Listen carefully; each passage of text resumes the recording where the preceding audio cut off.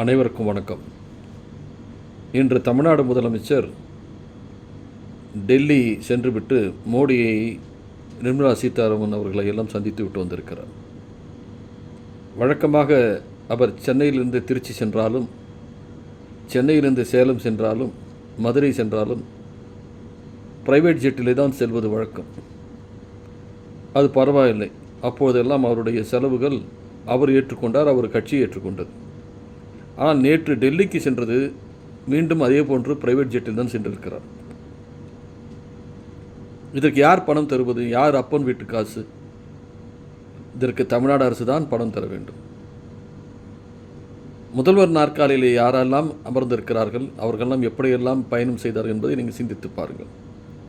பெருந்தலைவர் காமராஜர், பேரறிஞர் அண்ணா, டாக்டர் கலைஞர், புரட்சித் தலைவர் எம்ஜிஆர், அம்மையார் ஜெயலலிதா, நம்முடைய எடப்பாடி பழனிசாமி, முத்துவேல் கருணாநிதி ஸ்டாலின், இவர்கள் அனைவரும் அலுவல் காரணமாக அரசு முறை பயணமாக டெல்லி செல்வது வழக்கம்.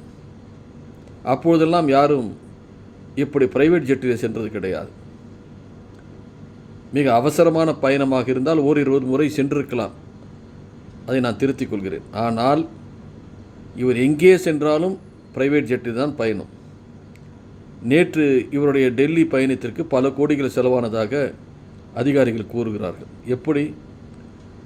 சென்னையிலிருந்து டெல்லி சென்று வர விமானம், தனி விமானத்திற்கு ஆகிற செலவு இல்லாமல் இவர் டெல்லியில் தங்கியிருக்கிற போது அங்கே பார்க்கிங் செலவு மட்டும் பெர் அவர் 2 லட்சம் என்று கூறுகிறார்கள். ஏறக்குறைய ஒரு 48 மணி நேரம், அதில் 40 மணி நேரம் நிச்சயமாக பார்க்கிங் அவர் மட்டுமே 80 லட்சம் ரூபாய் வந்திருக்கும். இது இல்லாமல் வாடகை, பிரைவேட் ஜெட்டுக்கு வாடகை, மற்ற செலவுகள், இவர் கூட பிறந்தவர்கள் செலவுகள், இவையெல்லாம் தமிழ்நாடு அரசு பல கோடி ரூபாய் சந்திக்க வேண்டும். இவர் என்ன தமிழ்நாட்டு மன்னரா?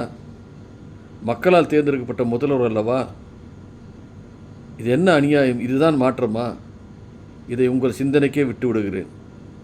சிந்தியுங்கள். இதுதான் மாற்றமா?